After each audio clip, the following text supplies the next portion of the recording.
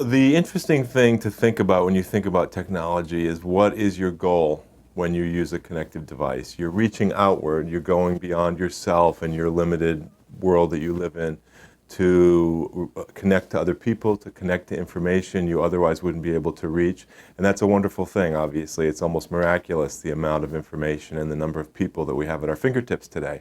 But the question is, what's your goal in reaching outward like that, in immersing yourself in the outward world? I think most of us are seeking to enrich, ultimately, our inward world, to make ourselves happier, to be more fulfilled in life, to really reach those goals that we're all trying to reach in our lives, whatever they happen to be, and they're different for every person. So the balance that people really have always learned to strike through history with new connective devices is to figure out how you use a new technology to go out into that outward world and bring it back home, so that you can use it in a reflective way, so that you can take it to that place that I refer to in my book as depth. You know, you really want to have, in everything you do, in your work, in your relationships, you want it to be experiences that have real depth, so that they are adding to your life rather than subtracting to it. And my belief in the book, and I work very hard to establish this through historical examples as well as contemporary ones, is that if you spend all your time in the outward world, all your time extending your consciousness and your senses into that realm beyond the here and now, you can never get to that deep place because you're allowing your inner life to atrophy, really, to wither. And that's a very high price to pay. I think we've all been feeling, all of us who have been connected in a big way in the last couple decades, and I know I have been feeling that. And that's sort of this anxiety that you can feel seeping up in society, where people are beginning to view their handhelds and other devices not so much as the friends we thought they were 7 or 8 years ago, but they're beginning to feel like enemies in a way, and burdens.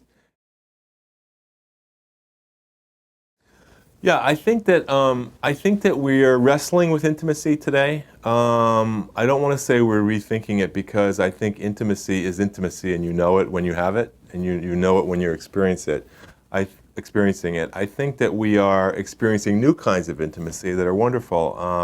The most obvious example is probably Skype. You know, to have a Skype conversation with somebody is different, and it's got its own potential, partly because you're able to have this visual experience at a distance that's unlike other visual experiences we've had in the past as human beings.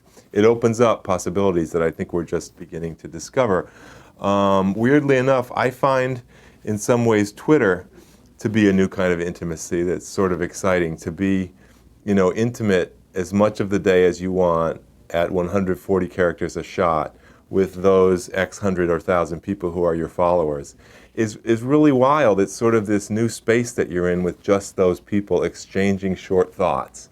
And it can go to fascinating places, you know. So I think there's new kinds of intimacy emerging, but they haven't changed the essence of what intimacy is, which is I'm really having a connection with another people or a group of people that is special, that's a true connection, that's taking me to a place that I want to go to and that's valuable to me.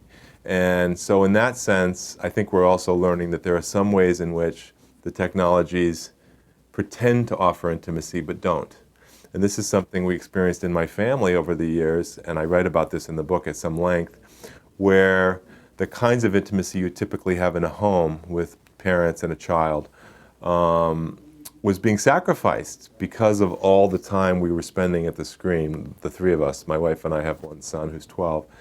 And we were turning our backs to each other, you know, during private time at home, on the weekends and so forth, when we should really have been facing each other and spending quality time, the kind of intimacy we traditionally associate with families. We don't want to give all of that up to the screen, I think.